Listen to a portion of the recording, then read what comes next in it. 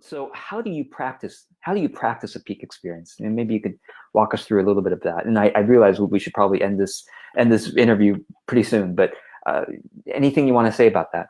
Yeah, definitely. And so it's really, really simple, actually.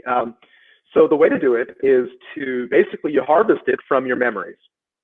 So first step is step number one: remember a peak experience. When was a time in your life when you had a peak experience? It doesn't have to be the right one. It doesn't have to be the best one. It could be any one. Just pick one for now and practice the process. And then once you learn the process, you can do it with other peak experiences and harvest those ones as well, right?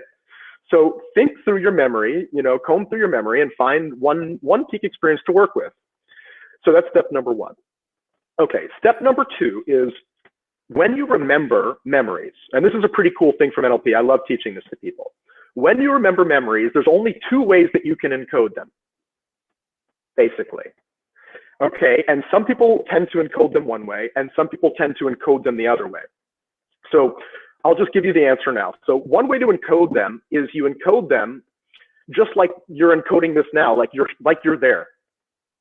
So like you're looking through your own eyes, you're hearing what you heard in that moment, you're feeling what you felt in that moment. It's like you put on a virtual reality helmet and you flew back to that time and you're in that experience. Does that make sense? Mm-hmm. And the other way to do it, which all of us tend to do both, some more than the other, is that we remember them as if we were like there was a video camera watching us. And so it's like you see yourself having a peak experience. And so when you remember it, it's going to be encoded one of those two ways. Either it's going to be like, I'm there again, or it's going to be like, yeah, I see myself having that experience. That was so cool. So in order to harvest an experience, we need to get inside to that experience. So go inside, see what you saw, hear what you heard, and feel the feelings that you were having in that peak experience. And that's how you'll, again, call up those emotions, right? So step number one, remember a time. Step number two, step into it as if you're there now. See what you saw, hear what you heard, feel those feelings of that peak experience as if you're there now. Recall that memory as vividly and realistically as possible. That's step number two. Now, if you're in step number two and you've followed those two simple steps properly, you should already be feeling the peak experience right now, right here, wherever you're sitting, wherever you're standing, whatever you're doing, right? So that's pretty cool. Okay. Step number three, what I recommend is that you just take a moment and do some like internal inventory. So you're like, when I'm in this peak experience, how's my breathing? Like, am I breathing in my stomach? Am I breathing in my chest? Am I breathing in my shoulders? How's my heart rate? Is it faster? Is it slower than normal? Is it just normal? What's my muscle tension like? Do I have any, like, do I like have to adjust myself in the chair to get into it, right? Do I have to get more better? Do I lean in? Do I lean back?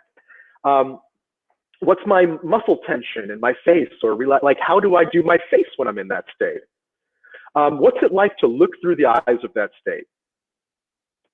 And if you have any self-talk in your head, like, is there or is there not?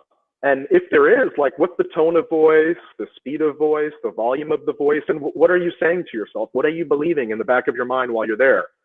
And so through doing this kind of what I call an internal inventory, you start to give yourself clues or cues or triggers that will either, you can use them to recall the state, or they'll be reminders like of, oh yeah, I'm there fully, or oh, I'm only there halfway. Let me get in there fully. Ah, yes, now I'm there fully. And so third step is just take a little bit of an internal inventory. How's your breathing? What's your muscle tension like? What's your self-talk like? What are your gestures like? What's your posture like? So that you can know when you're in that state. And then the last step is either to imagine having this in the future.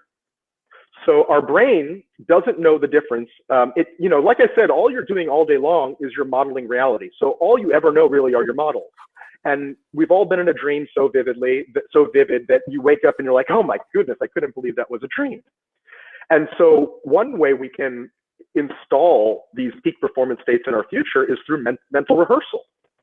And so kind of like maybe you imagine yourself doing this, using this state while you're maybe, when do you want to have more peak states in your life?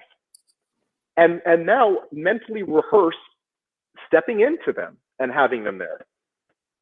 and then kind of go back to the beginning of the movie and go back in and mental rehearse stepping into it and having it there. And so, you know, that's one way we could bring this into your future, is just to practice having it in future scenarios where you'd like to have more peak experiences. And that will help to kind of automate it if you link it up with the triggers of that, like the cues of that environment. It's like, as soon as I walk through the door of my house, I'm going to feel that, and practice it. Or, you know, and then the last thing I'll say is literally to set a practice schedule. So maybe you want to practice peaking, practice peaking, maybe once a day for 5 minutes or 2 minutes, or maybe once a week.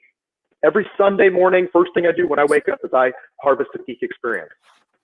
And so that's a great way that you can, and the more you do that, like I said, you know, maybe you'll have, maybe you have one, you're like, oh, I had one once in 1998, you know?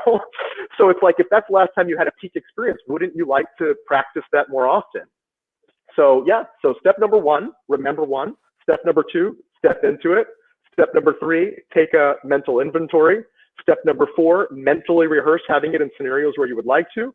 And then step number 5 is create a practice of harvesting these things, because it's not only do self-actualizing people have more peak experiences, but people who have more peak experiences are more self-actualizing. It works both ways. And so if you'd like to be self-actualizing, this is a great way to go about that. That's awesome. You know, it's interesting when you say having peak experiences, I typically would think, oh, that means you have to physically go on a retreat or have to physically have that experience, you know. But what you're saying, having the peak experiences, is you can have it sitting right here when you step into that in your memory.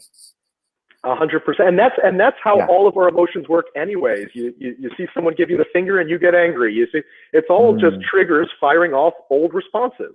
Right. For the most part, how many of your emotions are new emotions? Most of the time, we're just operating on autopilot. That's true. Anyway. I mean, just even remembering back to some angry event or whatever, then you get angry. Or you see somebody's face that reminds you of somebody else that you didn't like or that you loved, and now you feel that like and love for this new person. It's the way that we are working anyways all the time.